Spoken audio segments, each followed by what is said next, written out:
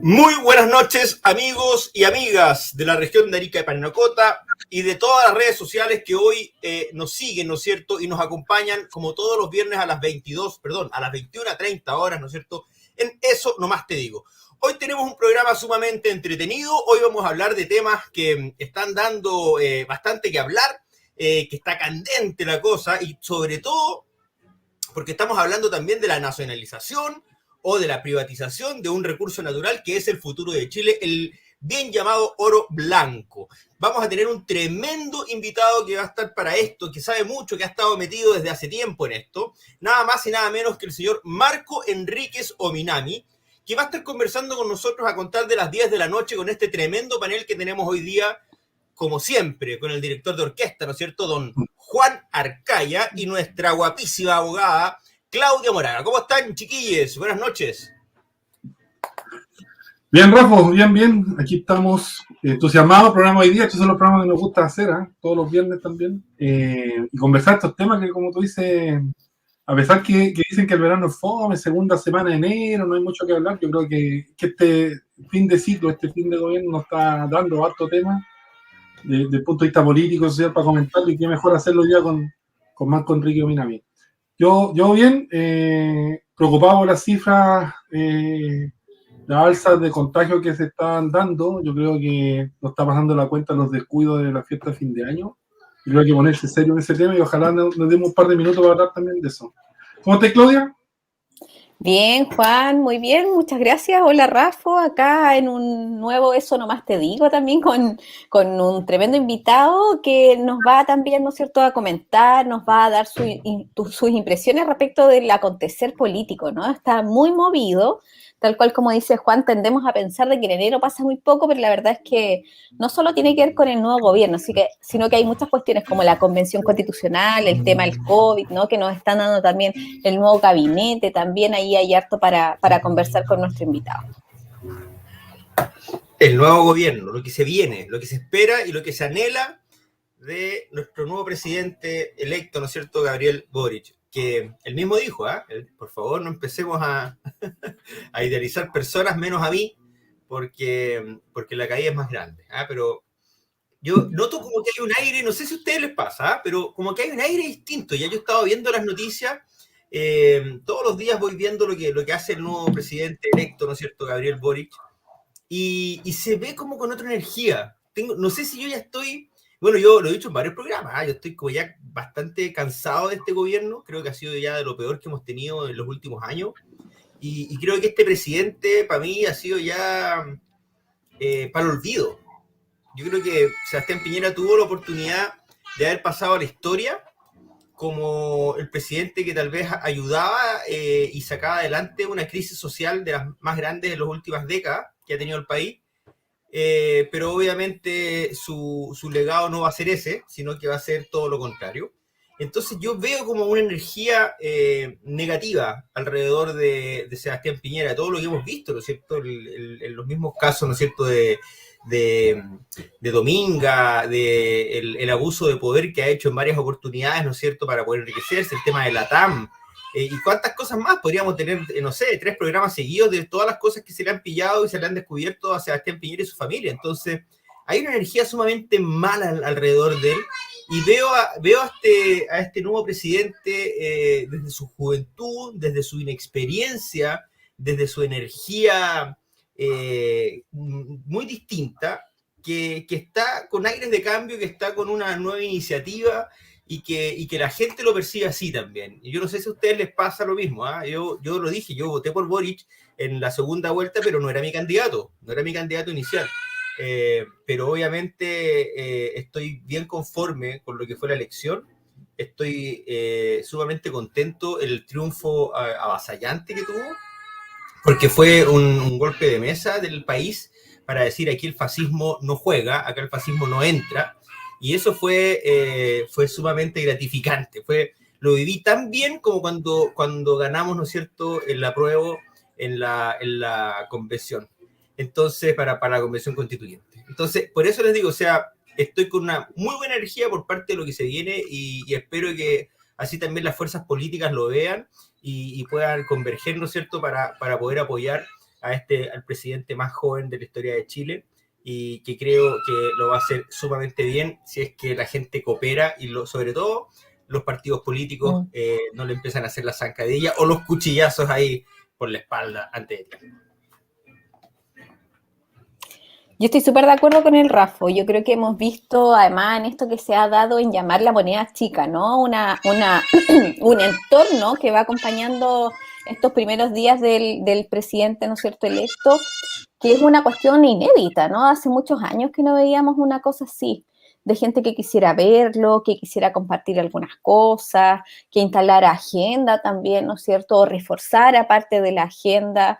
Creo que lo que se dio hoy día, por ejemplo, con esta joven que obtuvo el puntaje nacional en la prueba de transición universitaria, es una cuestión que convoca, es una cuestión que conmueve, es una cuestión que llama y nos da cuenta de un liderazgo que es distinto, ¿no? Un liderazgo que es cercano, que es desde las emociones. Cuando estuvo Beatriz Sánchez, algo de eso hablamos a propósito, ¿no? De cuando él le dice ayúdame, Bea, ¿no? En una idea de yo no me las sé todas, no tengo por qué tampoco ser de aquellas personas que no se emociona, por el contrario, y creo que está dando hartas muestras de eso, ¿no? Cuando él admite, ¿no es cierto?, que tiene el TOC, y cuando hay esa admisión de que se puede, ¿no? Y cómo ese se puede también puede impulsar a otras personas, creo que de una u otra manera, él dijo hoy día, yo no soy un rockstar, ¿no? Pero tampoco me puedo negar a que las personas que vienen poder conversar con ella. Y me parece súper importante un gobierno cercano, que no tenga miedo de ir a una obra de teatro, que a una galería, como lo hizo hace 10 días atrás. Yo creo que hoy día eso es impensable. Hoy día eso es impensable, y lo que está haciendo él es un cambio, ¿no? Y preocupa, eso sí, y esto yo lo digo con harta responsabilidad, preocupa las expectativas que se pueden estar generando frente a algunas cuestiones que no son de responsabilidad de él. Yo no digo respecto de lo que a él de una u otra forma le cae, ¿no? Sino que me refiero a cuestiones que no son de su responsabilidad.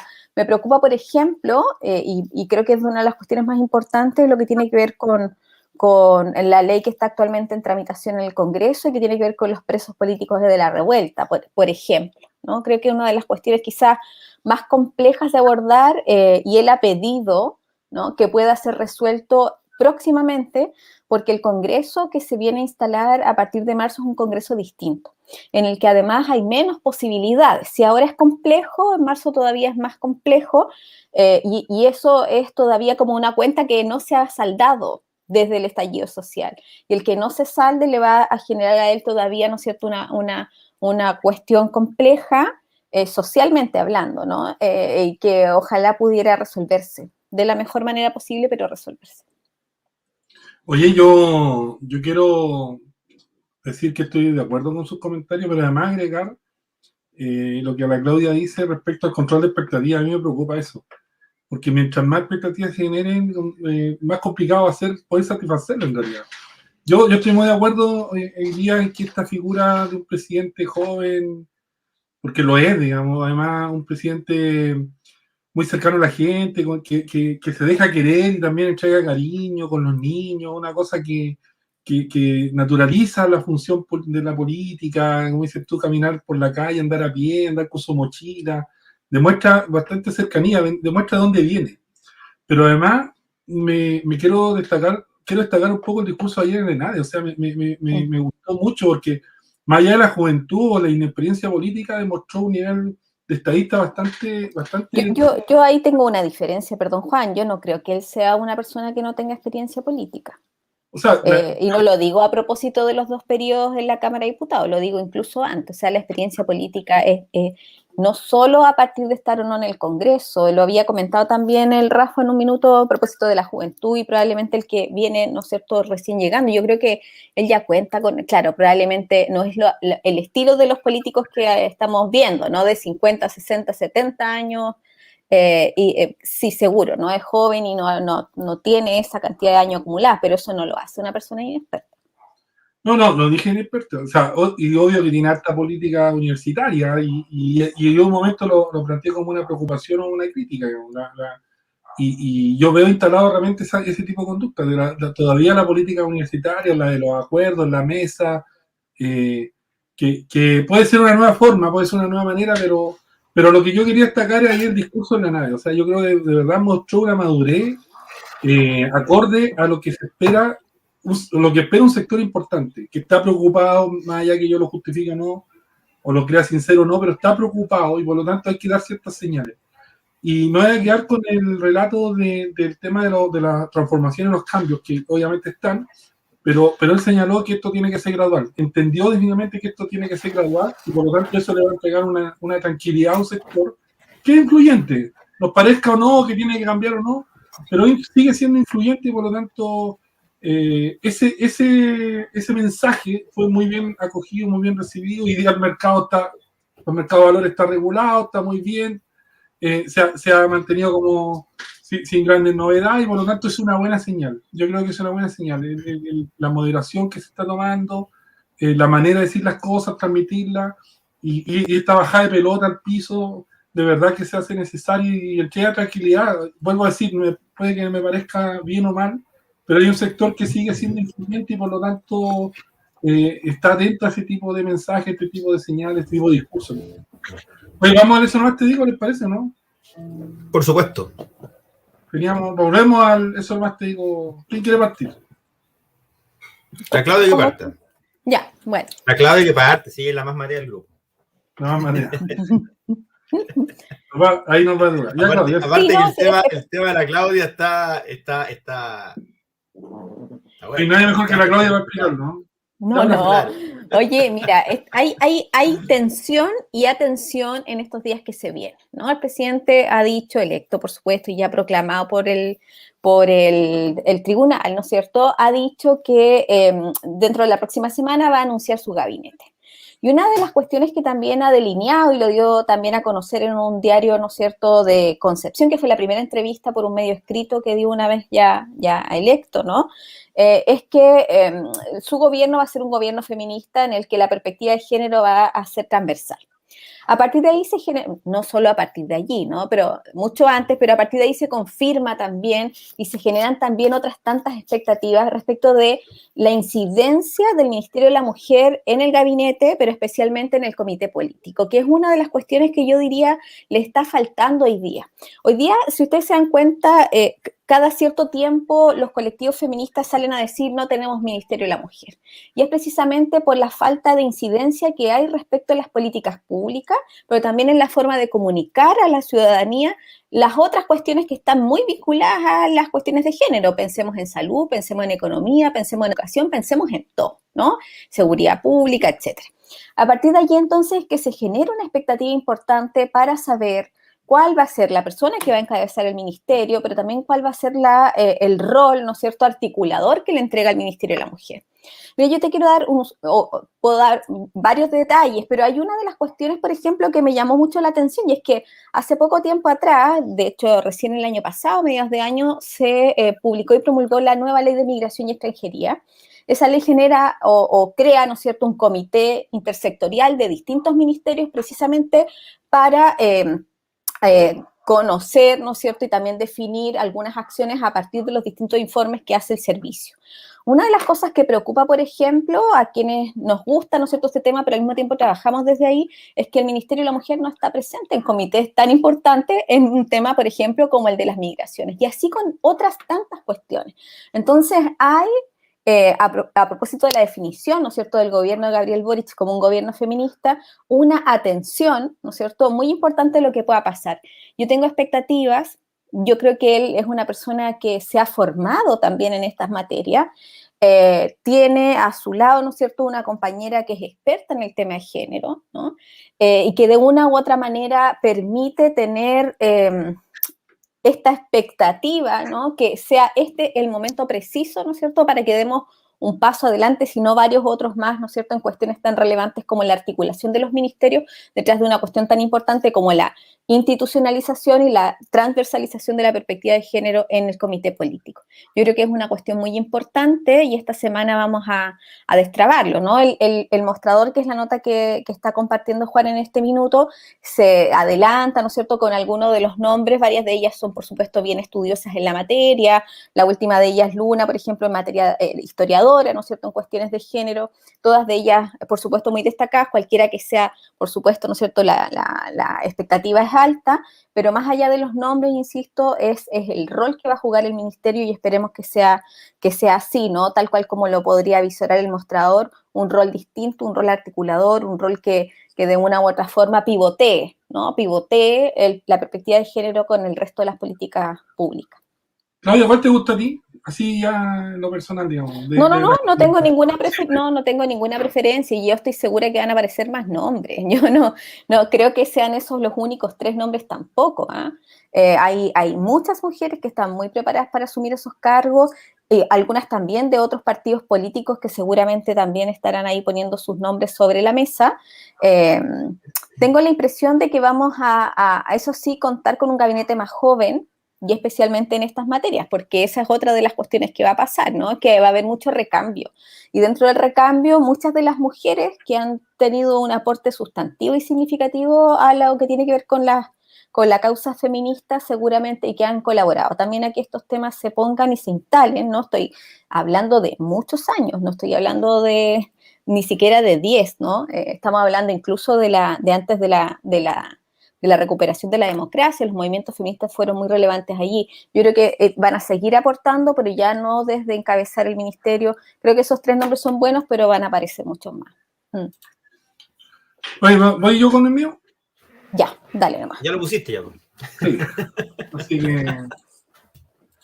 Oye, no, esto es bien cortito, pero es una preocupación que tengo respecto al anuncio que hace en diciembre, el 21 de diciembre, porque la verdad que estos meses han sido de puro anuncio y de apurarse en ciertas cosas. Pero antes quiero darle un contexto que en el periodo del primer gobierno del presidente Piñera 1, se le llamó, yo diría a través de un manejo estadístico, solución habitacional a la entrega de muchos subsidios de papel, que en un momento los comités se inscribían en el ministerio, en el Serviu, no asociados a ningún terreno, ni a ningún proyecto, ni a ninguna EP, y solamente postulaban, digamos, de acuerdo a sus condiciones de vulnerabilidad, los antecedentes que tenía cada uno de los integrantes del comité, y se le entregaban subsidios. Un papelito que equivalente a 500, 550 unidades de fomento a cada uno de los socios de ese comité, para que en esa modalidad pudieran ellos comprar casas. O sea, entendían que si un comité tenía los subsidios, iban a venir las inmobiliarias o las entidades patrocinantes a comprar terreno, a construir casas, y la gente con ese voucher iba a ir y elegir una de estas casas. Bueno, eso no ocurrió porque nadie les contó que el Estado tiene que hacerse cargo, sobre todo en zonas extremas como la nuestra, esas 550 UF no alcanzaba para comprar una casa, y por lo tanto el Estado es el que tiene que invertir en la adquisición de terreno, en ese proceso. Pero a eso a ese papelito le llamaron soluciones habitacionales. Cuando asumió el gobierno la presidenta Bachelet, había más de 40.000 familias con subsidios, con los subsidios de papel, con ilusiones, guardados en un cajón, esperando que algo le pudieran resolver. Bueno, en nuestra ciudad finalmente vino el plan de zona extrema, entregó recursos, se pudieron comprar terreno, se pudieron suplementar esos subsidios, porque la vivienda llegaba a costar en ese rato 1.200 F, y por lo tanto se tuvo que hacer cargo de esas 40.000 familias. Pero quedó grabado ese concepto de la solución habitacional, ese concepto que llaman de solución habitacional a los subsidios, a la entrega de estos papelitos, a los subsidios de papel. Bueno, hoy día tenemos nuevamente en esta creatividad un anuncio del compromiso vivienda, que lo que pretende es a 50.000 familias de entregarle una carta con compromiso de vivienda, o sea, de terreno, para que pudiese avanzar en estos proyectos.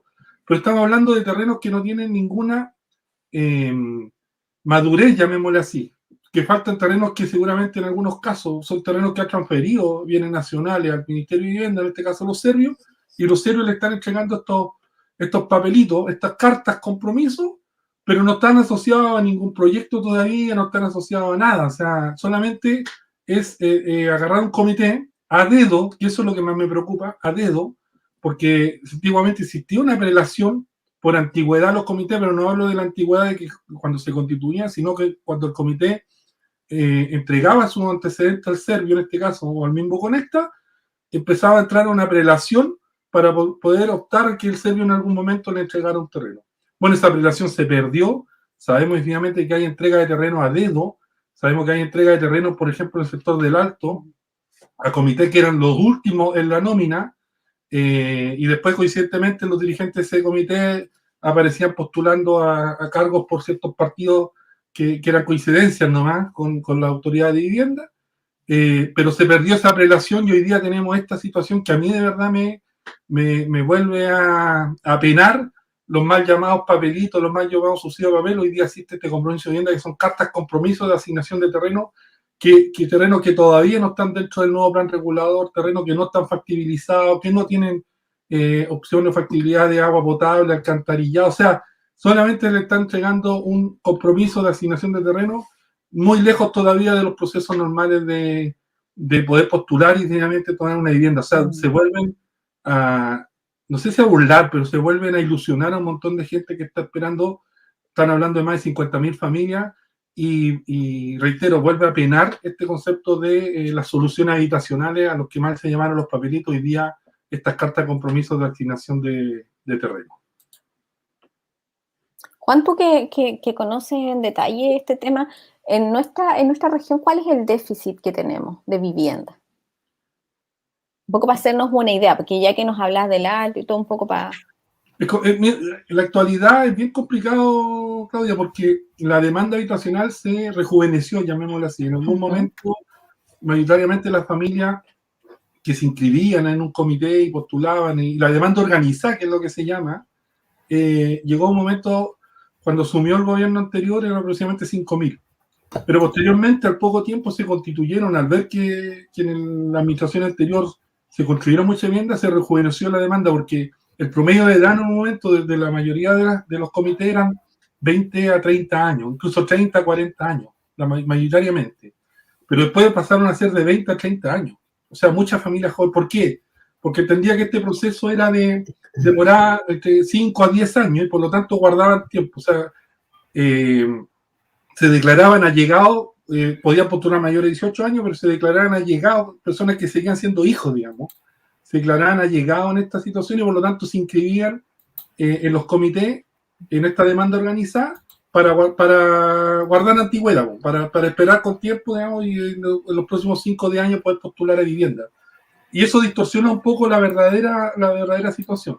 Pero yo estimo hoy día que debe estar cercano a las 5.000, 6.000 viviendas, o 5.000, 6.000 familias, que lo que es la cuenta CACEN, aunque en los últimos años, 2020, no se hizo la CACEN respecto al tema de carencia habitacional, no se hizo esa encuesta, pero de acuerdo a esa proyección, a esta extrapolación, son aproximadamente entre 5.000 y 6.000 viviendas o familias las que están con déficit habitacional cuantitativo, en este caso. Porque el cualitativo, que es la calidad de vivienda, es mucho mayor también. Pero es harto lo que se está faltando en este caso, porque ha aumentado harto en el último periodo la demanda habitacional. Ya va, pues Hablemos del oro blanco entonces. Oye, porque cuando tenemos nosotros un proceso constituyente donde la nacionalización de los recursos naturales tiene que ser un tema obligatorio, donde se sabe que Chile es un país extremadamente rico, tanto en cobre como en litio, sabemos que por aquí puede estar el futuro del sueldo de Chile. Y también tenemos que pensar en dos cosas distintas. ¿Queremos seguir siendo un país que se va a dedicar a la extracción de recursos naturales y los va a vender así, en estado bruto? ¿O de una buena vez Chile se va a transformar en un país que pueda trabajar estos recursos, ¿no es cierto? Y inyectar tecnología e industrialización para poder vender diversos tipos de productos a raíz de estos recursos naturales? Porque hoy lo que hace Chile es vender su cobre para que sea transformado en otros países y vuelva el producto de vuelta. Y ese valor agregado terminamos nosotros pagándolo finalmente, en vez de poder hacer una transformación radical en lo que tiene que ser el futuro de Chile. Vamos a ser un país industrializado que va a basar su economía en la tecnología, en la industria, o bien vamos a seguir extrayendo recursos naturales. Hay un dicho de 1800 que habla sobre esto mismo y si uno se pone a pensar, no hemos avanzado absolutamente nada en el tiempo al parecer. El cobre fue nacionalizado por el presidente Allende, pero lamentablemente esto se perdió en el tiempo, ya que gran parte de la explotación del cobre es privada. Y lo único que nos va quedando, ¿no es cierto?, como un ente nacional de explotación del cobre, vendría siendo Codelco, que entrega en relación, ustedes pueden más o menos ver, 2.800 millones de dólares entrega Codelco al Estado y da trabajo para 60.000 chilenos, para que tengamos más o menos una idea de lo que puede generar. Imagínense qué pasaría si lográramos nacionalizar nuestro cobre y que fuese completamente todo ya de producto nacional.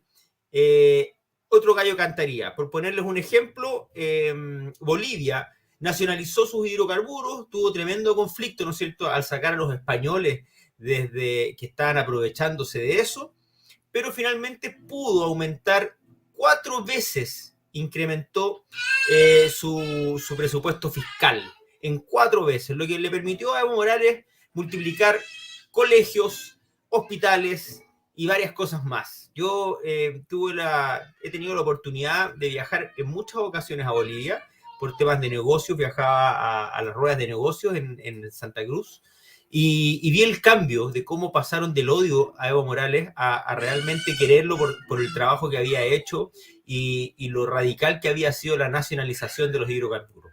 Entonces no me parece una idea tan descabellada pensar en una nacionalización absoluta de nuestros recursos naturales. Y es así como el litio, que es el futuro de Chile, que es el oro blanco, para que ustedes sepan, hoy en día las baterías más importantes que se hacen para autos eléctricos, para celulares y para cuantos aparatos más electrónicos son en base al litio. Hay algunas baterías que son más eficientes, sí, que son de otro material, sí, pero que son de un alto costo. Y lo que se está usando en este momento y lo que está entregando muy buenos resultados es el litio. Y Chile es extremadamente millonario en litio. Pero volvemos a lo mismo, a este sistema neoliberal que entrega a manos de privados algo que debiese hacerse cargo el Estado. Y lamentablemente se hace una licitación entre gallos y medianoche, donde ni siquiera se le permitió al Congreso poder examinar las bases porque ellos mismos tenían que comprarla, por lo que dijo el mismo gobierno. Y entre secretismos se hizo una adjudicación en tiempo récord de algo tan importante para todos nosotros. Yo les voy a ser súper franco, yo pensé que Soquimich iba a adjudicar, porque sabemos que el señor Ponce Lerú, ¿no es cierto?, el yerno de Augusto Pinochet, tiene gran parte de la explotación y se quedó con una empresa que era estatal y hasta el día de hoy no ha pasado absolutamente nada y él sigue disfrutando de los beneficios de lo que fue la dictadura de su suegro, ¿no es cierto? Entonces, la situación del litio era bastante delicada y yo, por lo menos como chileno, lo pasé mal en estos días, lo pasé sumamente mal viendo cómo nuevamente le entregaban el litio. No olvidemos que en el primer gobierno de Sebastián Piñera también se hizo una cuchufleta, ¿no es cierto?, para entregarle y adjudicarle el litio a Soquimich, que esto fue denunciado a tribunales internacionales por la empresa norteamericana que perdió la licitación y finalmente se tuvo que anular el proceso porque se demostró de que estaba absolutamente viciado. Eso le tocó directamente al subsecretario de la época, ¿no es cierto?, a quien le costó su cargo. Y de ahí, como muchas cosas que pasan en este país, ¿no es cierto?, sobre todo en política, nadie después supo nada y quedó en absolutamente nada. Eso quedó durmiendo en el segundo periodo de la presidenta Bachelet, pero era lógico que en este segundo periodo Sebastián Piñera se iba a retomar el tema, porque así como lo dije al principio, este presidente se ha caracterizado por tratar de retener y poder impulsar, ¿no es cierto?, la acción privada sobre los recursos y las cosas que Chile necesita para poder desarrollarse y salir adelante. Si nosotros como sociedad no entendemos la importancia de estos recursos naturales, no entendemos la importancia de tecnificar la industrialización en el país para poder salir adelante y explotar económicamente como lo han hecho otros países, incluso bastante más pobres que Chile, no vamos a lograr poder encontrar ese desarrollo que nosotros tanto buscamos y que tanto anhelamos como país. Hoy en día se castiga a una clase media, se castiga a una clase trabajadora en desmedro de estos acomodos y estos apitutamientos que hacen, ¿no es cierto?, las élites de las cúpulas políticas.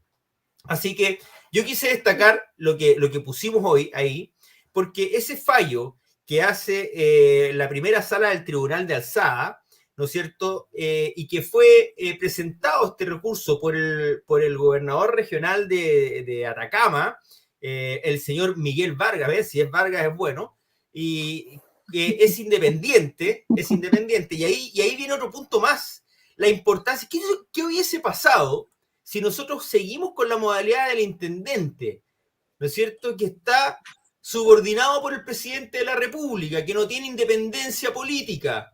Ya, esa es la importancia, que la máxima autoridad de gobierno regional sea completamente distinta, ya, o no tenga vinculación a quien está en la presidencia del momento.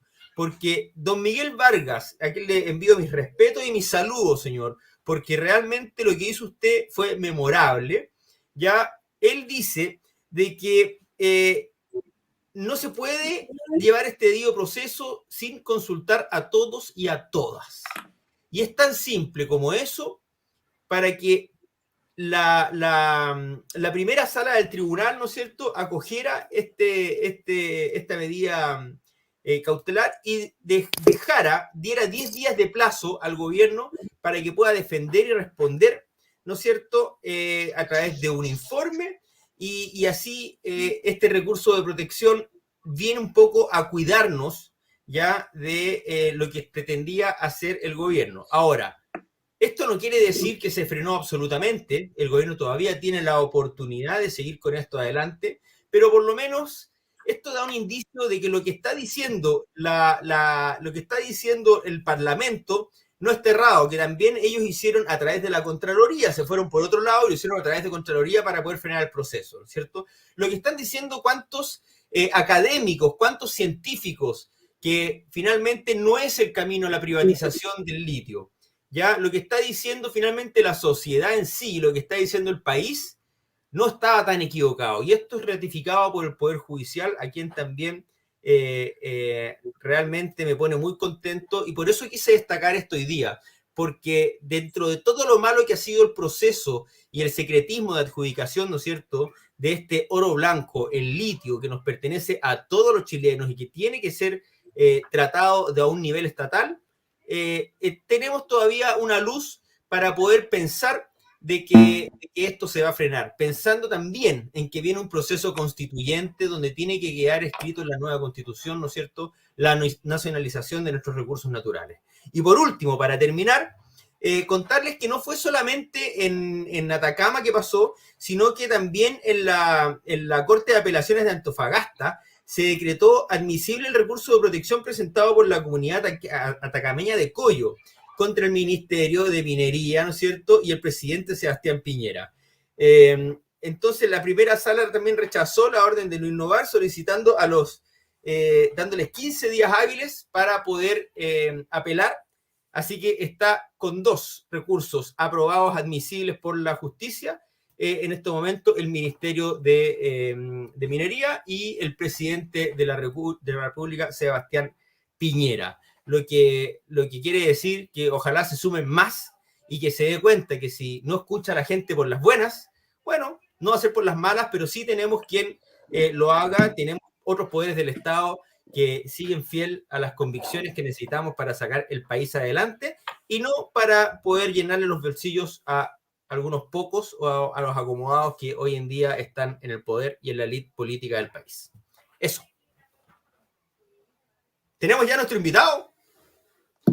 ¿Aparece o no aparece? Marco, ¿estás por ahí? Siempre presente, puntual. Siempre presente, pero no te vemos con imagen, pues, Marco. Sí, estoy con imagen. Yo los veo en la pantalla. No, ¿Cómo no? Te vemos en negro, Te vemos en negro. No, yo lo veo, ¿tú lo ves? ¿Me estás Yo lo veo jodiendo? bien. No, estoy Yo aquí no en lo veo. pantalla. Sí, los veo. Mira, en mi computador, Sí, entonces. sí, No, yo te lo veo, parece yo lo que veo soy bien, inocente. ¿No? Yo no, pero si ustedes lo están viendo, yo entiendo que sí, así que sí, démosle nomás, pues para que Bien, podamos por lo menos, conversar un claro, ratito. Además cerramos que este este punto. último tema que tenía el Rafa, yo creo que Marco nos puede compartir sus impresiones, un tema además muy contingente, y solo para aclarar ahí, Rafa, claro, lo que declara, ¿no es cierto?, es admisible el recurso, la Corte de Apelación, un recurso de protección, ¿no es cierto?, pero al mismo tiempo se declara una orden, o se ordena, se determina, ¿no es cierto?, una orden de no innovar, lo que significa que el procedimiento, ¿no es cierto?, queda paralizado mientras que no se resuelva, ¿no es cierto?, el recurso de protección. Los dos elementos más importantes del recurso de protección, diría yo, al menos del que conocemos, del de Atacama, tiene que ver con que no hay especificado, ¿no es cierto?, en las bases el lugar específico sobre el cual recaerían las cuotas, ¿no es cierto?, objeto de estos contratos, pero también, ¿no es cierto?, no existen estudios de impacto ambiental, no hay tampoco un estudio presentado y por lo tanto hay cuestiones que son muy sensibles. Podemos hablar de otras cosas también, como el convenio 169 a propósito de las comunidades indígenas, una serie de otros elementos, pero los dos que tiene el recurso de protección son esos dos, que parecen bastante, ¿no es cierto?, importantes, ¿no?, potentes como para considerarlo. Y los 10 días que concede, ¿no es cierto?, la Corte son 10 días para informar, ¿no? Entonces esos 10 días son para que se emita un informe, en este caso por el ministro de Energía, para que indique lo que estime pertinente respecto a los hechos, ¿no es cierto?, que da cuenta el recurso de protección. Bien, siempre es bueno tener a nuestra abogada ahí, asesorando y explicando lo que los otros comensales no podemos. Oye, Marco, darte la bienvenida al programa. Siempre es bueno tenerte con nosotros, poder conversar de distintos temas y saludarte, obviamente, deseándote lo mejor para este 2022. ¿Cuáles son los planes de Marco Enríquez Ominami? ¿En qué está ahí, Marco? Cuéntanos. Bien, porque a ratos veo que se pierde la señal de ustedes, pero soy yo. A lo mejor me escuchan todos bien. Sí. Sí, yo sí. Ya, fantástico. No, primero buenas noches a los tres y a todo su público. Una reflexión sobre el litio muy rápida, complementaria. Es tan impresentable lo que hace este campeón de los truchos, este emperador de los tramposos, este comodoro de la corrupción que es el presidente de Chile, Sebastián Piñera.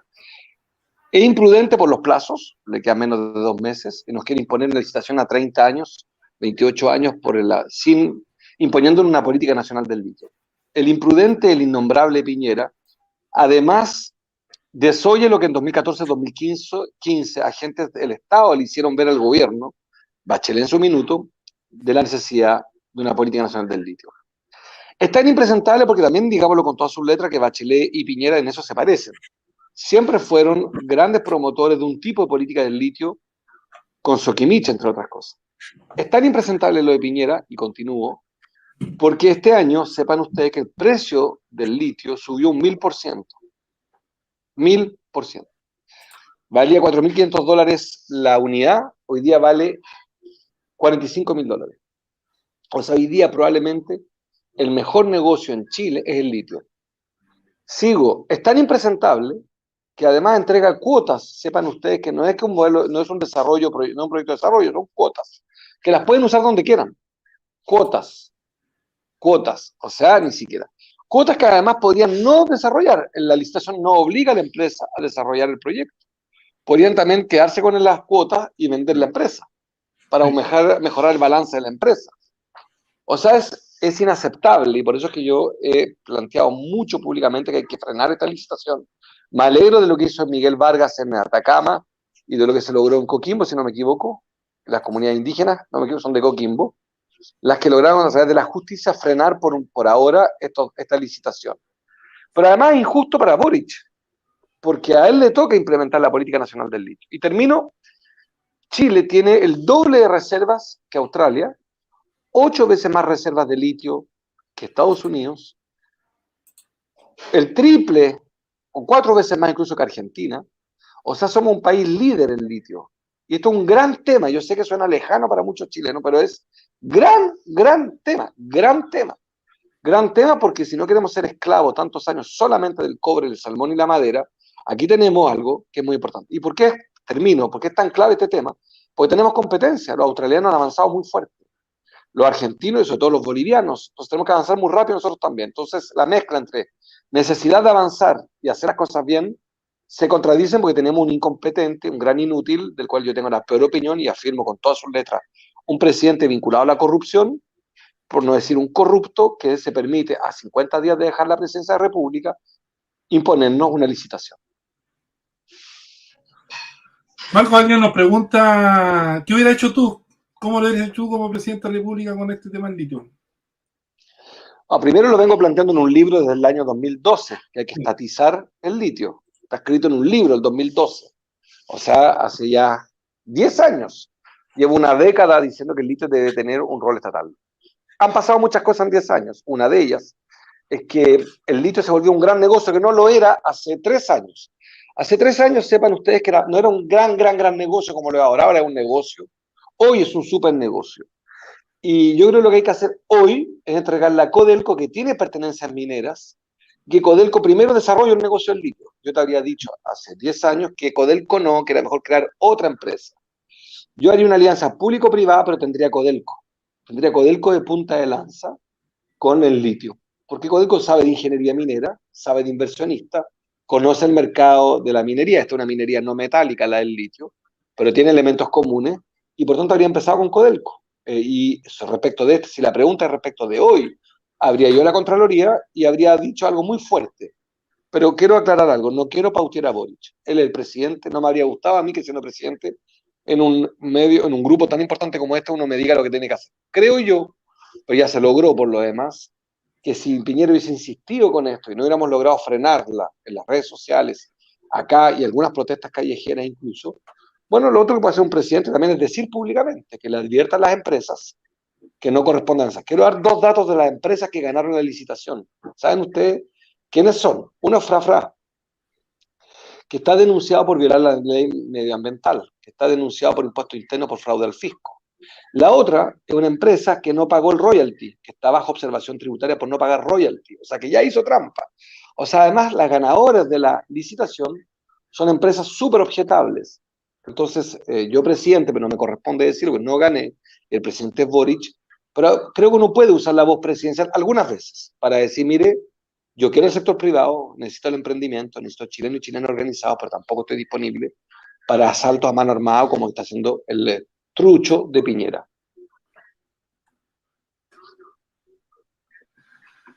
Claudia, Rafa. ¿Se escuchó trucho o la señal se fue? No, Corrupto, se escuchó trucho. todo ¿Se perfecto. escucha bien? Sí, de la A a la trucho Z. sí, se escucha bien. Sí. Qué bueno, porque me preocupé que justo no funciona la señal para decirle trucho y ladrón. Perdón. Ojalá, listo. Sí, perfecto, escuchamos perfecto. Marco, hay una cosa que yo quería preguntarte desde tu experiencia, ¿no es cierto? ¿Cómo ves tú el gabinete para enfrentar el tiempo que se viene, ¿no? Ha anunciado el presidente electo que esta semana, ¿no es cierto?, la semana que se aproxima, prontamente nos va a dar a conocer su nuevo gabinete, y más allá de los nombres, ¿no?, que tú además también nos adelantas que no quieres pautear ni nada, pero ¿cómo tú imaginas un gabinete para hacer frente también a los tiempos que corren, que son bastante distintos también probablemente a un par de periodos anteriores? Yo haría 2 cosas, pero por eso perdí las elecciones. Haría el gobierno menos sexy posible. Porque creo que hay una trampa en el debate de las redes sociales. De creer que lo nuevo es mejor que lo antiguo. Con esa regla de las redes sociales, Salvador Allende no habría sido presidente. No habría sido presidente Lula, no habría sido presidente nadie, porque lo que importa es la novedad. Y con la novedad, entonces yo primero haría eso. Lo segundo, pero además una opinión política, no lo quiero pautear al presidente, pero creo que además, como no tenemos mayoría, porque el presidente electo, yo mismo, no fuimos capaces de hacer unidad en mayo del año pasado para la primaria legal, cuando estaba Jado, ¿se acuerdan ustedes? Bueno, las cosas tienen consecuencias, las cosas. No tienes mayoría en el Congreso. Entonces, yo diría que hay que asumir las consecuencias también del egoísmo en política. Ahí está el resultado. Tienes un presidente con una gran legitimidad, pero no tiene Congreso. Ni siquiera tiene los 2/3 para nada relevante, ni los 3/5. Vale decir que yo haría un gabinete para responder bien. O sea, no sé si haría, porque no quiero pautearlo. Creo que es inevitable acordar con los parlamentarios. Vas a tener que tener votos parlamentarios. Y no vas a poder hacer nombramientos de gabinete que estén muy divorciados del deseo de los parlamentarios.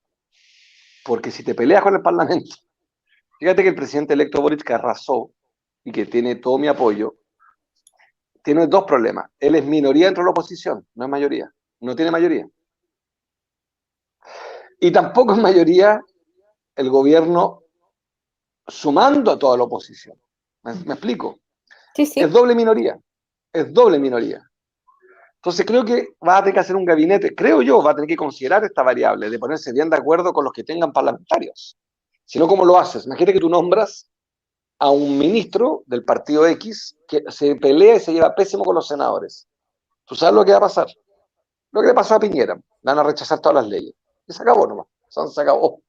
Entonces es muy complejo el escenario porque no hicimos bien las cosas en la oposición. Yo estoy completamente orgulloso del resultado de la segunda vuelta, también de la primera, por decirte la verdad. Pero aún así, estamos pagando los costos de la división. Lo normal es cuando tú ganas que tienes una verdadera legitimidad, que eso te alcance para gobernar. Aquí vamos a tener un verdadero desafío de gobernabilidad porque tienes en el Senado y en la Cámara de Diputados no tienes mayoría.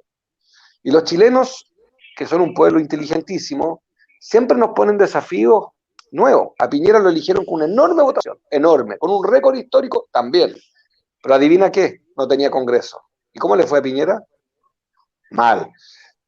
Se repite el escenario. Tienes una enorme mayoría, una enorme legitimidad, pero no tienes Congreso. Y para que no tengamos el fracaso que tuvo Piñera en la oposición, para que ganen los valores de la justicia social, va a tener que hacer grandes pactos. Entonces el gabinete deberá ser el primer paso de los grandes pactos. Eso va a quitar mucha poesía al compromiso. Pero eso es una decisión del presidente de la República. Y las reuniones que Electo, no el trucho, el nuevo, sí, no el sí. trucho. Las reuniones que ha tenido él con su equipo, ¿no es cierto?, más cercano, el político, ¿va en esa línea, ¿no?, con los distintos representantes de los partidos? ¿Podría ir en esa línea que tú nos comentas? Percibo eso, no soy protagonista de este proceso porque el presidente es él, pero percibo eso. Y percibo eso, pero lo sabremos porque esta potestad en Chile única y exclusivamente el presidente de la República. En otros países tú sabes que con sistemas políticos distintos todos los partidos participan a cara descubierta. Aquí es un poquito hipócrita todo, porque aquí se supone que el presidente decide simplemente por sus convicciones, ¿no? Pero en fin, eso es el sistema político que yo tengo otra esperanza, que es casi más grande que en el próximo gobierno, que es la constituyente, que es la que deberá generarnos un nuevo sistema político, más sólido, menos malo. Un sistema político está muy fatigado el presidencialismo en Chile. Esto es un tema bien técnico, que le hace poco sentido a la gente, pero que es la autoridad. La autoridad hoy día en Chile está condenada a la decepción y al fracaso, porque tiene este sistema de doble legitimidad, para explicarlo en simple. Nosotros cuando votamos en las elecciones presidenciales, en realidad votamos por dos poderes. Y votamos por el Ejecutivo y por el Legislativo. Entonces le estás dando dos legitimidades distintas. Y lo que ha pasado ahora de nuevo, que el país quiso un cambio muy radical en la presidencia de la República, pero no quiso un cambio nada radical en el Congreso. Raro, ¿no? O sea, en el Congreso la señal fue inversa. En el Congreso fue, no. Aquí que sean más o menos los mismos, más exagero, pero más o menos. Versus el gobierno, ¿me explico? Entonces, hay que leer bien. Lo mismo pasó en gobernadores. Tuviste en gobernadores, la exconcertación arrasó. Entonces, ¿qué haces? ¿Qué lees? La elección de alcalde, la de concejales, la del Congreso ahora, la de Boric. ¿Cuál es la elección que vale? O la lista del pueblo o la constituyente. Hay que leer esas mareas que están dando vuelta. Y creo que esa es la tarea del presidente de la República. Saber que está en un país, vamos a usar la referencia griega, que son los fundadores de la democracia, en mareas. Tienes muchas mareas. Muy difícil. Y quien tiene el timón es él y va a tener que elegir, por decir, si cada vez me pongo más chulo, pero va a tener que elegir marineros. Marineras. Y en esa convención, ¿dónde crees tú que están las fichas, ¿no? El tema de las formas de gobierno y todo ha estado esta semana bastante en la palestra, siempre, pero esta semana también, ¿no? Ha habido algunas ideas de Atria, por ejemplo, que han estado. Pero, ¿por cuál te inclinas tú, a propósito de esta última intervención que nos compartiste? Yo en 2006 presidí la primera y única comisión de la historia de Chile de cambio de sistema político, que es precursora de esta propuesta constituyente. Ahí está escrito, y te lo digo, lo que hice votar, hasta la UDI lo aprobó, no se acuerdan, pero lo votaron. ¿Qué decíamos? Primero, un semipresidencialismo. ¿Qué significa eso? Un jefe de Estado que no es lo mismo que un jefe de gobierno. Hay que explicar. Yo aprendí con los años que los políticos somos odiados porque no explicamos. el tema de la economía depende del sistema político. El sistema político chileno es un sistema español, un sistema colonial que tiene un origen monárquico, que supone que el presidente es como un rey o reina. Los sistemas europeos, que a mí son los que más me gustan, son más elásticos. Tienes un jefe de Estado que ve la política exterior, que ve la seguridad, las Fuerzas Armadas y la seguridad interior del Estado y defiende las fronteras. Eso es un presidente, un jefe de Estado. Pero un jefe de gobierno ve el transporte público, la vivienda, la educación, la salud, la cultura, etc. El jefe de gobierno es distinto al jefe de Estado. En Chile hemos mezclado, como toda América Latina por lo demás, al jefe de Estado con el jefe de gobierno. Creo que la constituyente era regalarnos primero, separar las dos funciones, pero son dos psicologías distintas. Preocuparse de la defensa nacional no es lo mismo que preocuparse del transporte público en Arica. Y a mi juicio, quien lo haga mal como gobierno debe irse, no hacia el presidente. Si Allende hubiese tenido primer ministro, no habríamos tenido golpe. Si el 2008 Michelle Bachelet hubiese tenido primer ministro, tenía que renunciar al gobierno, pero no Bachelet, porque el Transantiago fue una vergüenza. En el estallido social ahora, habríamos tenido una solución muy rápida. Cae el gobierno, pero no el presidente. En Chile el presidente y el jefe de gobierno es lo mismo. Y para ir más rápido, la segunda reforma que yo haría es eliminar el Senado, creo que no sirve para un carajo, porque hace exactamente lo mismo que la Cámara de Diputados. Representa los mismos territorios, hace lo mismo. Yo he propuesto durante 15 años un Congreso unicameral. Tercero, muy rápido, un federalismo atenuado, no como Argentina y Brasil, que las regiones sean autónomas en todo menos en dos cosas, los tributos y la policía. ¿Por qué? Porque la Policía Nacional Unificada impide que el narco se compra la policía de Concepción. Una sola policía. ¿Y por qué los tributos? Porque tiene que haber compensación territorial, pero también tiene que haber solidaridad territorial. Si Antofagasta vive de lo que gana, Aysén se muere de hambre. Tiene que haber solidaridad entre nosotros, porque somos un solo país, una nación, etc. Somos muchas naciones, pero somos un país. Y la cuarta reforma, que yo creo fundamental y la que más me importa, es lo que se conoce como una democracia no solo representativa y liberal, sino una democracia directa y participativa. Una lata de temas, te agradezco la pregunta, pero ¿por qué? Porque creo que los chilenos hemos aprendido con el estallido que a mayor participación menos violencia, y creo que todos tenemos como un trauma con lo que fue la revuelta social. Algunos le llaman revolución cultural, yo le llamo revuelta porque no hubo revolución, no cambió el nombre del país, y otros le llaman estallido social. ¿Cómo quieran ustedes calificar eso? Es una cicatriz en Chile, dolorosa. Se tuvo que llegar muy lejos para lograr una constituyente. Entonces creo que lo que hay que lograr es un cambio del sistema electoral y sistema político. Pero soy minoría en Chile, he perdido elecciones con este discurso, y a nadie le importa. Y agradezco mucho los minutos, un viernes en la noche, para hablar de esto, que para mi juicio es muchísimo más importante que otras cantidades de temas que creo que son muy menores respecto de este, porque la economía no es mera matemática, no es 2 más 2 es 4. Eso no es, la economía no es mera matemática, tiene un elemento moral en la economía, que es la política. ¿Ramón? ¿O pregunto yo? Sí, oye, Marco, yo quiero volver un poco a lo que es este nuevo gobierno que se aproxima, ¿no es cierto?, con Gabriel Boric. Y quiero hacer una comparación contigo. ¿Por qué? Porque yo recuerdo a Marco Enríquez Ominami cuando era parte de una concertación y decide seguir su propio rumbo, ¿no es cierto?, y se transforma en el díscolo. Yo me acuerdo en esa época, para mí el primer gran díscolo que hubo en política, ¿no es cierto?, acá en Chile, para mí fuiste tú. Y tú tenías un discurso, ¿no es cierto?, que era bastante rupturista para ese entonces, y se hablaba un poco de poder destruir este sistema político que estaba gobernado por dos grandes bloques, ¿no es cierto?, tanto uno de derecha como uno de izquierda. Y empezaste tu cruzada política que terminó formando un partido político y que terminó en varias candidaturas presidenciales, y que te lo digo abiertamente y sinceramente, y que yo siento que también fue perdiendo un poco esta juventud rebelde política, este díscolo, y se fue acomodando a lo que era el sistema que hoy nos rige, ¿no es cierto?, como sociedad. ¿Y por qué te digo que quiero hacer esta analogía con lo que pasó ahora con Gabriel Boric?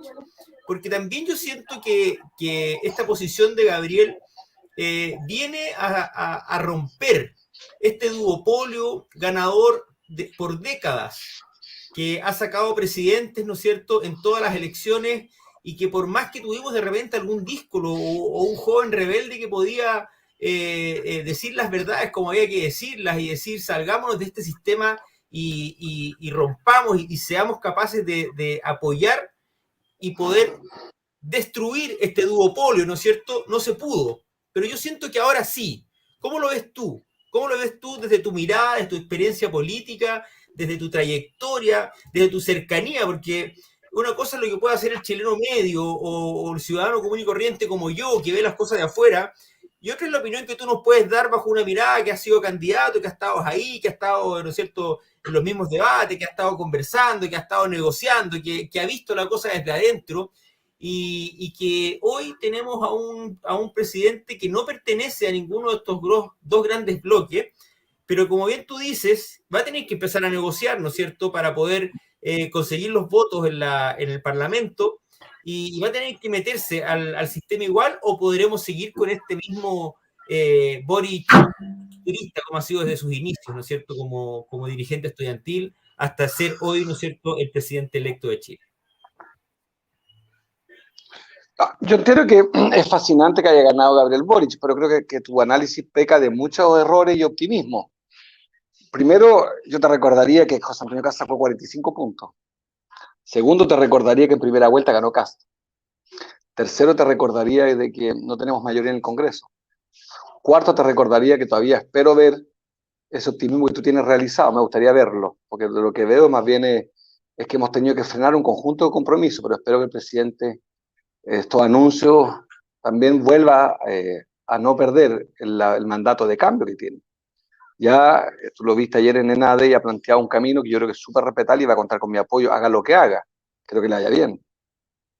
Esperemos, veamos cuántos cambios tan radicales tú ves, porque yo todavía tengo la esperanza y quiero verlos también. Me preocupa.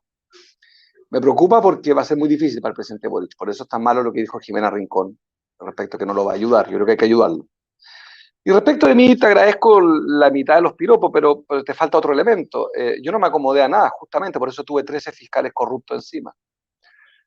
Como me lo dijo el propio Gabriel Boric, tú rompiste la puerta, la cruzamos nosotros. Claro, yo pagué los costos de romper el binominal, te acordarás. Yo pagué los costos de romper el sistema de partido, te acordarás.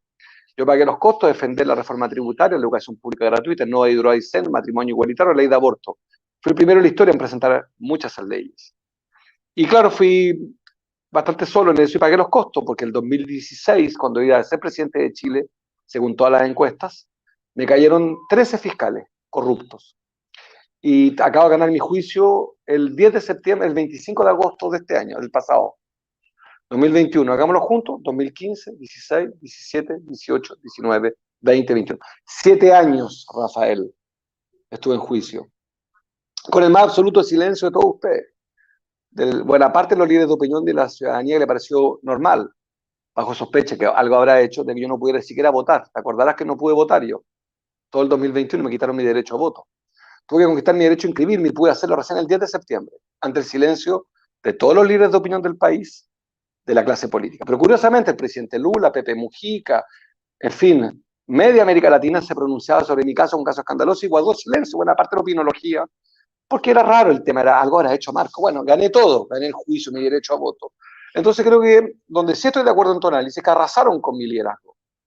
Mi reputación, tú mismo lo dijiste y no es cierto, pero lo dijiste, pero no es cierto, que yo me acomodé a nada, todo lo contrario, justamente, no negocié, mucho más negoció el Frente Amplio, mucho más negoció la concertación, yo no negocié cosas buenas, por ejemplo, el fin del cobro por aclaración en DICOM, negocié cosas buenas, por ejemplo, usted vive en Arica, ¿no?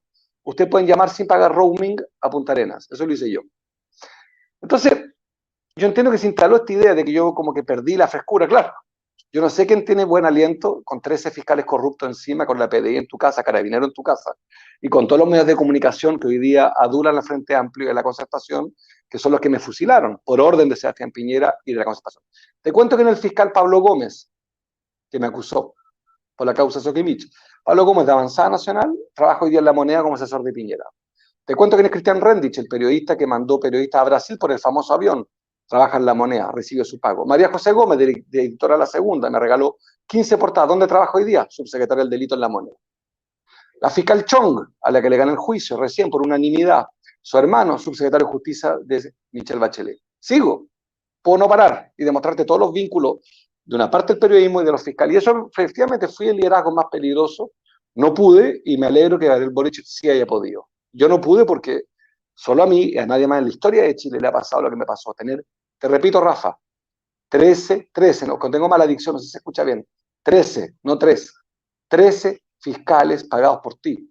Impuesto interno, el Consejo de Defensa del Estado, la Fiscalía, la prensa, en mi casa, registrando, allanando mi casa, con control policial, yendo a firmar. Nunca lo conté mucho, yo sé que yo firmé en la comisaría 4 años, solamente por presunción, un delito que no era, porque lo gané el juicio. No podía salir del país durante 3 años, tenía arraigo. Igual salí porque gané toda la audiencia. Todo eso no lo dije en su minuto, eso no te quedó a ti porque la prensa no lo dijo. No lo quiso cubrir una vez que ya habían logrado sacarme la carrera. Entonces creo que hay una parte del relato que tú haces que omite que nunca se ha visto en Chile un liderazgo político más asediado que el mío, nunca, nadie ha recibido esa cantidad de acusaciones y de allanamiento y de locuras, y nadie ha sido declarado inocente tantas veces como yo, 5 veces, en agosto, septiembre, 5 veces, en el Tribunal Constitucional, la Corte de Apelaciones, Corte Tribunal Oral, Tribunal Calificador de Elecciones y Tribunal Regional Electoral. Todo eso pagado por ti, Rafa, con todo impuesto, es absurdo. Bueno, lo hago para despertar el tímpano un viernes en la noche de por qué este liderazgo aparece un poco con más cicatrices que tatuajes.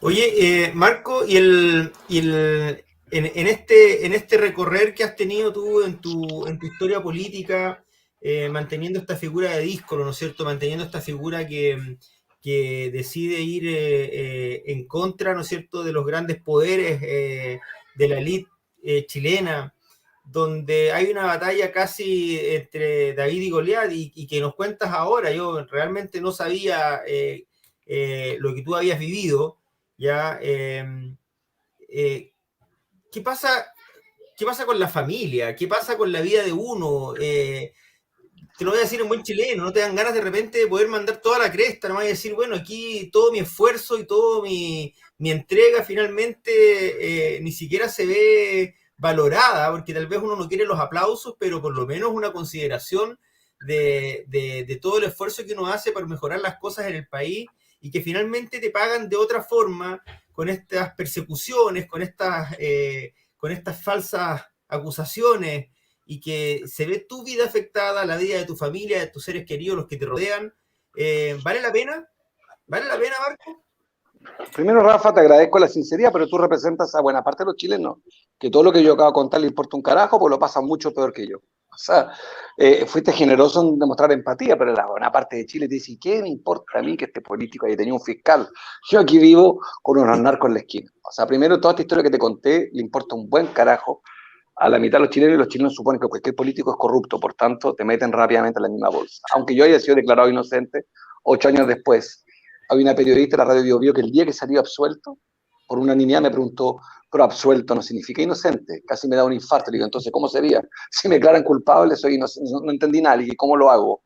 Que espero 8 años más. Bueno, eso es lo primero. Lo segundo, vengo de una familia, Rafa. Y lo digo como no tengo nada que perder, y sigo siendo igual de insolente como te gusté alguna vez, parece. Mira, yo tengo un medio hermano muerto, porque le disparó la DINA. Tengo a mi madre exiliada, a mi padrastro exiliado y preso, a mi abuelo trabajo forzado, a mi otro abuelo le metieron corriente eléctrica en la lengua, y el otro lo exiliaron 2 veces. A un hermano o un tío mío cortado en pedazos, el otro desaparecido, el otro asesinado, que es mi padre, con 14 balazos. A mi media hermana la pude ver una vez al año porque vivimos exiliados en países distintos. Todos mis primos repartidos por el mundo, y podría dejarte toda la noche en un estado que no te dejo de pie. Perdón, un tío preso en Chacabuco, el otro tío deportado, la otra tía después. Mira, podría estar toda la noche contándote lo que he padecido. Al lado de eso, esperar un juicio con fiscales corruptos, ¿qué es? De todas maneras, pude finalmente dormir en mi casa, no me cortaron en pedazos, ni mis hijas son huérfanas, acá estoy, al otro lado de la cámara una de mis hijas, acá estoy. Estoy aquí, lo pasé pésimo, pero créeme que la gente lo pasa peor que yo en Chile en general, y vengo de una familia que nunca recibió un aplauso. Mira, ahora mucha gente dice que mi padre es un héroe, ¿no? Miguel Enríquez. Eso es ahora, porque hace 10 años atrás nunca nadie le hizo un homenaje. Nunca nadie, escúchame bien, de la Concertación, de la derecha, de Frente Amplio, ningún congreso, ninguna municipalidad, nadie homenajeó a Miguel Enríquez. No recibió nunca una retribución por su coraje de morir a los 30 años a balazo por sus ideas. Nunca. Solo recibió escupos. ¿De quién recibió escupos? De LUN, la tercera, El Mercurio, la segunda, Canal 13, TV.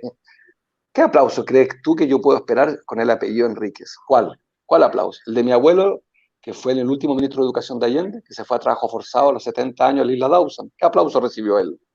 ¿Qué aplauso recibió todo esto? Por nombrarte, voy a nombrar a Carmen Gloria Quintana, que fue quemada, ¿te acuerdas? ¿Qué aplauso recibió?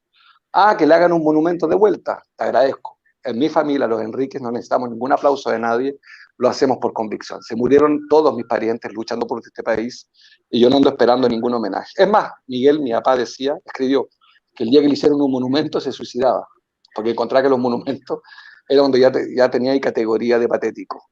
No se le hacen homenaje de esa manera, a mi juicio. Eso es para los artistas.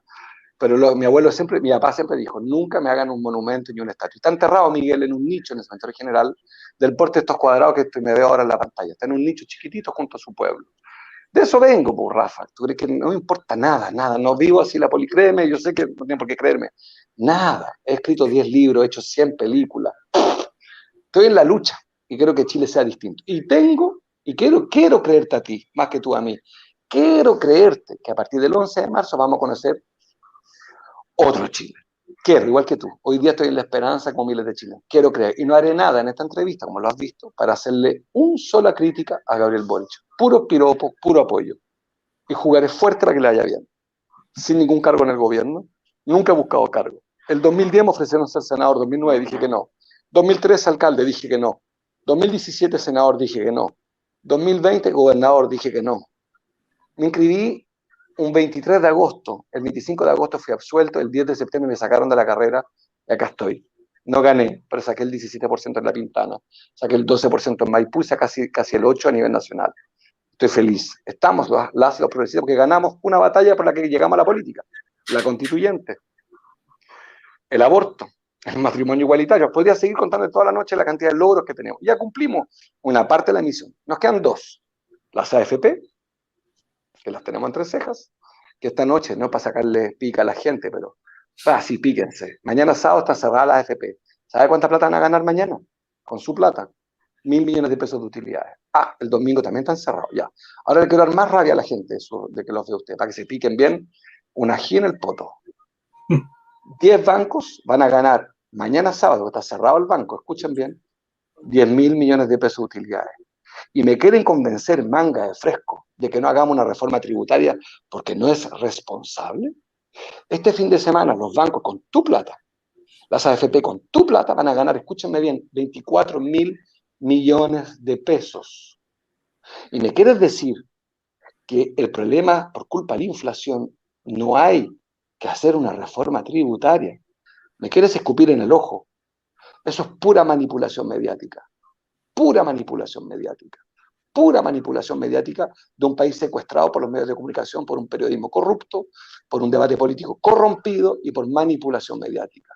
Solo por las redes sociales se puede decir esto en Chile, como lo estoy diciendo. En televisión no te dejan decirlo. Porque te ponen 3 economistas pagados por la AFP para decir, pero Marco, tú no sabes nada de economía. No digas, ese dato no cuenta, si no hablas de no sé qué, pura mentira. Te acabo de demostrar, te lo puedo traer el gráfico. El litio este año subió un 1.000% de utilidades, 1.000% el precio. Las utilidades de los bancos son de 300%. Levante la mano el auditor de ustedes que tiene un negocio que gana más del 10% de utilidad, 20%, 30%. Escuchen, 300% de utilidad de los bancos. Me están rompiendo la cabeza en los matinales los economistas con que los responsables es no el IFE y no los retiros. Eso háganselo a otro político, para mí no me dan miedo. Mienten. Las farmacias, los laboratorios, los supermercados, las eléctricas, los bancos, las AFP se hicieron ricos como nunca, están gordos de plata. Todo lo demás manipulación. Marco, voy a dar fe y voy a dar crédito. Yo la primera persona que le escuché hace muchos años, 2010, 2012, no sé, que dijo que había que cambiar la Constitución fue a ti. te acusaron de fumar opio incluso. Me mandaron a fumar opio. Mi amigo Escalona me mandó a fumar opio. Marquito está Mejor me fuera fumando a fumar opio. Sí. Y a pesar de todo los descargos que te escuchamos recién, aún así fuiste generoso hablemos de tu reaparición. Ya, hoy día no explica cómo se dio toda esa circunstancia, pero fuiste bien generoso en llegar a decir que toda la izquierda debía unirse, a llamar a esta unidad de la izquierda. ¿Qué pasó, Marco? ¿Por qué no se pudo? ¿Por qué finalmente toda la izquierda no pudo lograr un solo candidato? ¿Por qué tu llamado no fue escuchado? ¿Cuáles fueron las circunstancias? Porque fue un llamado honesto y necesario en ese momento, porque esa segunda, lo que tú pediste muchos meses antes, finalmente ocurrió por las circunstancias que se dieron en la segunda vuelta. Finalmente se dio a lo mejor. Llamémoslo obligado por convicciones. Pero tú muchos meses antes llamaste a ese llamado de unidad de toda la izquierda. ¿Qué pasó? ¿Por qué no crees que no se dio? Mira, del análisis vamos a exhibir al presidente Boric porque ganó. Él fue el que no quiso la unidad, pero como ganó, lo vamos a sacar de la ecuación. Yo creo que Daniel Jadwe, Jimena Rincón y muchos no quisieron por egoísmo. Álvaro Elizalde, Heraldo Muñoz, se me olvidan a esta altura la cantidad, Paula Narváez, todos hicieron, cada uno estaba preocupado de su pequeño resultado y evitó la gran unidad. Y creo que fue un problema. Ahora, quiero decir algo porque yo detesto a los predicadores. No estoy predicando. Hoy se escuchó, te agradezco que lo recuerdes, con mucha fuerza me llamó a la unidad. Es cierto que tampoco fui un factor de unidad en 2009. Debo ser honesto, no vayan a creer que soy una virgen que les habla diciendo, oye, chicos, pecadores. Yo fui pecador. Pero Marco, eso fue tu mensaje. O sea, a raíz de lo que pasó en 2009, tú dijiste que era necesario. Fue basado en la experiencia. ¿Sí? Claro. No, yo, mira, a la pregunta que me hacía Rafa antes, no me arrepiento de ninguno de lo que he hecho en los últimos 15 años desde que estoy en política. No me arrepiento de nada. De haber roto la concertación, no me arrepiento de nada. De haber terminado con la concertación, no me arrepiento. Nada. De no haber sido parte del gobierno de Bachelet, no me arrepiento. Nada. De no haber ayudado a la nueva mayoría a su equivocada reforma educacional, no me arrepiento nada. De no haber ayudado a Frei Ruiz Tagle, a Ricardo Lagos y a Michelle Bachelet de entregarle más concesiones a Soquimich, no me arrepiento nada. No me arrepiento nada. Voy de frente y sé exactamente que no he ganado, pero he empujado los límites de lo posible, junto a miles y miles. No estoy solo, en Arica hay cantidad de gente, Eduardo Piñones, Mónica Zócar, mucha gente que nos ha acompañado. Tuvimos un alcalde de Arica en su minuto, el compañero Urrutia, etcétera. José Lee fue muy cercano a nosotros y lo quiero mucho. El gobernador Jorge Díaz fue progresista, fue consejero del partido en su minuto. O sea, quiero decir que esto no soy yo solo, pero nosotros representamos una fuerza de ruptura. Y nos dimos cuenta en 2021 que había que producir una gran unidad, porque lo que venía, humildemente, y lo advertí, venía muy peligroso, porque Piñera fue un desastre, fue un caos. Y tienes razón tú, la unidad se logró por la amenaza de Castro. Y vaya que se logró, porque arrasamos en segunda vuelta, de la mano de un gran candidato. Boric lo hizo estupendo en la segunda vuelta, sobre todo en los últimos 15 días, en que nos condujo a todos, tuvo a Proboste con él, a mí, a todos, calladitos, ordenados con él, sin ninguna duda, nadie le pidió, yo me junté con Boric, nunca lo he contado, pero nunca, y lo puede confirmar él, nunca le pedí nada, dije, te voy a apoyar con todo. Es más, le dije claramente que en caso que él ganara yo no quería ningún cargo, pero que iba a votar por él y a llamar a votar por él. Y lo hice toda la segunda vuelta en cada programa de televisión, dije que iba a votar por Boric. Y llamé a los que votaron por mí, sin ser dueño de los votos, a que hicieran lo que les diera la gana, pero aclaré una y mil veces que yo votaría por Boric. Y lo dije con sonrisa, con todos los dientes, sin esconder ninguno, sin cara de asco. Lo hice, pero con toda la sonrisa, la más grande que tengo, para decir yo voy a votar alegre por Gabriel Boric, que fue mi adversario. Él me dijo cosas duras y yo le dije cosas más duras. Aún así, estoy feliz con su triunfo. Y no es hipócrita. Creo que lo de Kast era muy grave. Oiga.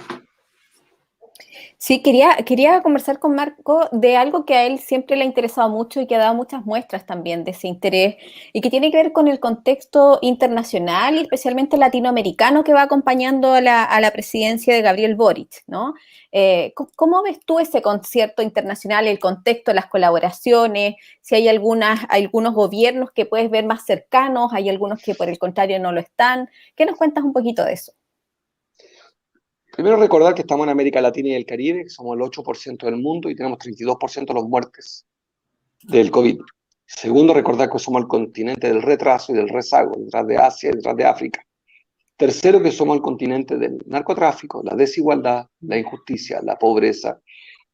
Tenemos 72 millones de indigentes en este continente. Es un desastre. Lo que quiero decir con esto, Claudia, que estás en la región más golpeada del mundo.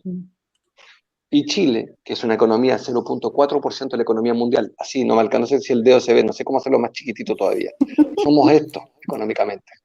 Somos los que más necesitamos América Latina. Y voy a hablar como tenemos lleno de nacionalistas viéndonos, y voy a usar los argumentos de Casti y de París para convencerlos de por qué tenemos que unirnos a América Latina. Voy a ocupar razonamientos de Casti y de París que les gusta, y es súper razonable y súper legítimo, la gente que votó por ello. Pero a los votantes de Casti y París, dato 1. ¿Sabían ustedes que para vender más cobre necesitamos fundiciones? Bien, Chile no puede construir más fundiciones, necesita Perú. Listo, tenemos que llevarnos bien con los peruanos. ¿Sabían ustedes que el gas se importa a través de Mejillones y de Quintero? Se construyeron 2 puertos para no comprar gas boliviano y lo traemos desde Arabia Saudita o desde Indonesia. Es mejor llevarnos bien con Bolivia, el gas está ahí en la esquina y es más barato. 3. ¿Sabían ustedes que el mercado más grande de nuestra región es Brasil, 210 millones de consumidores, pero que no hay ningún túnel que funcione todos los días del año, todas las horas del año, entre Argentina y Chile para llegar a Brasil? Entonces tenemos que llevarnos bien con Argentina. Cuarto argumento, para los votantes de Casti y Parisi, que son nacionalistas. Yo también lo soy, de otra manera. ¿Sabían ustedes que Chile gasta más, el doble de plata en armas que Argentina, que Perú y que Bolivia, que gasta más que América del Sur en promedio, más que América Latina en promedio? Es una obscenidad, un insulto, una violencia que Chile, porque tiene malas relaciones exteriores en América Latina, gaste plata en bombas. Bombas. Mire, cualquiera que conozca Chile, yo lo he recorrido 12 veces, por mis películas, por la política, por lo que sea. No hay ginecólogo, no hay oftalmólogo, no hay oncólogo. Mire, en Osorno, por mi madre, se torció una pata. No había traumatólogo. Solo había una clínica privada que estaba una vez al día en la tarde. Y como soy privilegiado, accedí a eso. Y la madre del no privilegiado, que no tiene acceso a la clínica privada, ¿qué hace con el dolor? Se pone hielo. Bien, lo que quiero decir con esto es que la integración es un imperativo económico, ya ni siquiera es progresista. Yo coordino el Grupo de Puebla, que es un grupo de líderes, de gobiernos, etcétera, etcétera, de 16 países.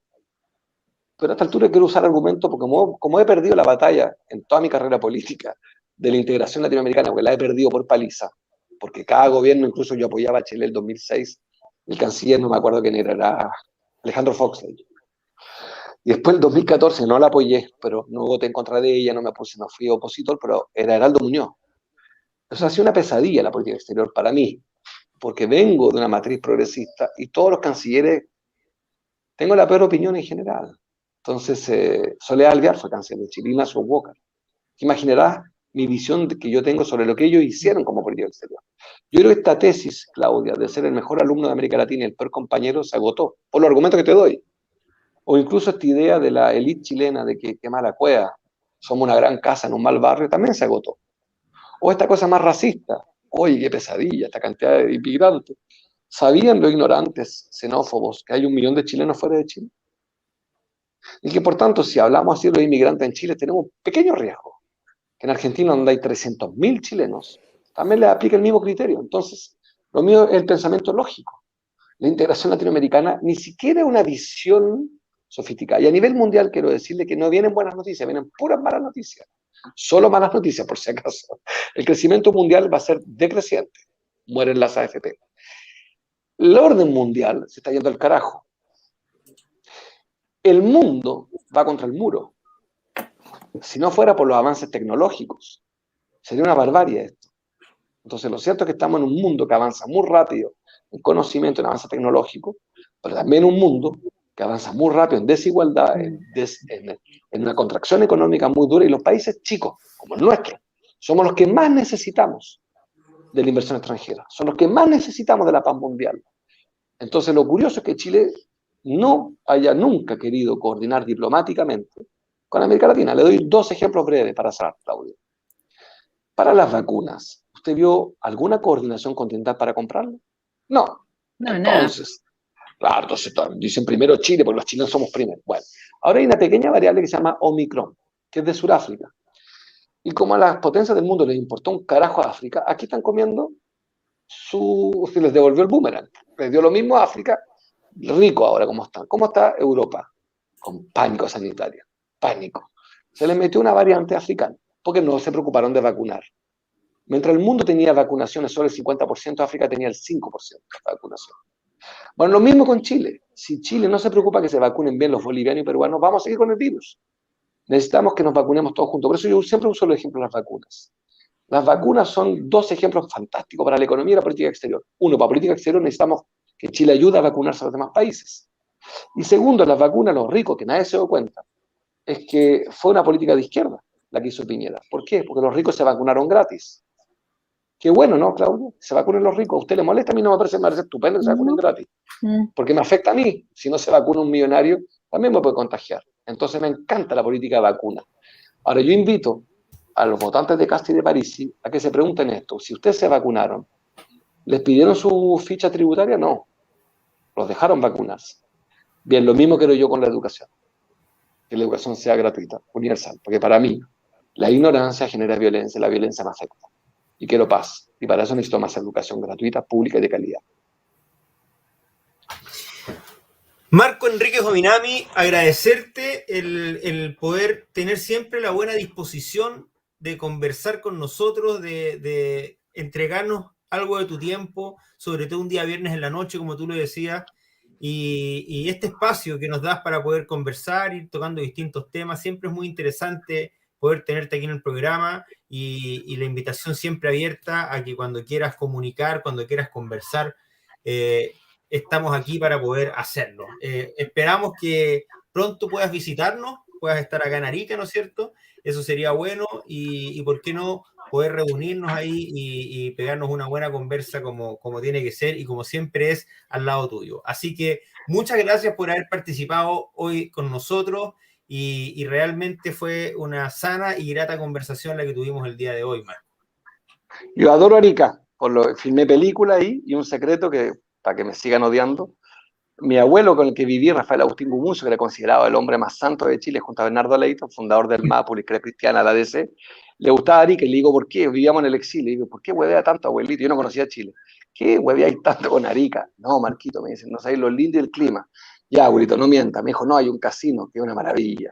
Entonces el viejo católico beato, al final del día, no, ojalá no vea nadie este programa, pero mi abuelito que yo amé, en realidad lo que le gustaba era el clima, pero también ir al casino en secreto, porque era muy feo que un católico fuera al casino. Así es que, pero Arica es mucho más grande, he filmado películas ahí, así adoro la ciudad. Besos, abrazos, venceremos, y felicitaciones a los tres, a Claudia, a Juan Carlos. Estoy más ciego, veo pésimo, estoy más viejo. Rafa, ya me cagaste contigo, que me acomodé, pero lo que sí es que no veo una mierda.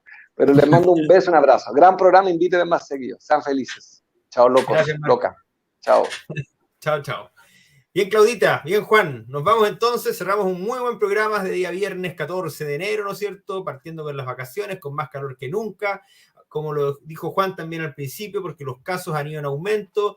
Chiquillos, chiquillas, por favor, en sus casas cuídense, ya, porque bien lo decían los expertos, acá se está declarando ya el final de la pandemia, porque este Omicron que aparece es un virus que es más contagioso y menos letal, y eso va marcando un final de esta pandemia que hemos tenido, pero ha estado más violento que nunca. Yo no creo que vayamos a tener los casos que tuvimos de muerte como partió, pero sí el tema de los contagios está sumamente potente y como bien lo escuché hoy día también en las noticias, no vamos a estar con gente metida en los ventiladores como estuvo al principio, pero sí colapsando los sistemas públicos, ¿no es cierto? Hemos visto las largas filas que hay para los PCR, para incluso la vacunación. Entonces, quedémonos en casa todavía, demos un poquito más, estiremos un poquito más el chicle, todavía se puede cuidar, ¿no es cierto?, mantener las mismas medidas que teníamos en un comienzo, no nos relajemos tanto, porque tenemos que bajar los índices y eso es tarea de absolutamente todos los ariqueños y ariqueñas. Así que ese es mi mensaje para ir terminando. No sé, Juan, Claudia, si quieren decir algo para despedir a las personas. Despedirnos nada más, agradecer la audiencia, agradecer también al invitado, ¿no es cierto?, a Marco, con una muy buena conversación, muy lúcida además, con mucha consecuencia, como ha sido también su historia y su trayectoria.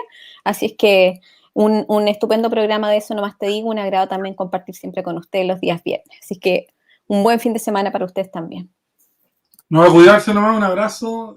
No es menos peligroso, el Omicron es menos peligroso, pero sigue siendo peligroso, así que no, Sí. no a descuidarse en ese aspecto. Así que un abrazo nomás en esta calurosa día viernes y nos vemos el próximo viernes con nuestro gran invitado también. Bien, nos vamos entonces. Cuídense, chiquillos, chiquillas, como ya saben. Eso nomás te digo, todos los viernes a las 21:30 horas por Facebook Live, por YouTube y por todas las redes sociales, ¿no es cierto?, para que nos sigan y compartan junto a nosotros y los grandes invitados que tenemos para terminar la semana en el mejor programa de contingencia política y regional que hoy tenemos. Así que nos vemos, cuídense. Chao, chao. Chao.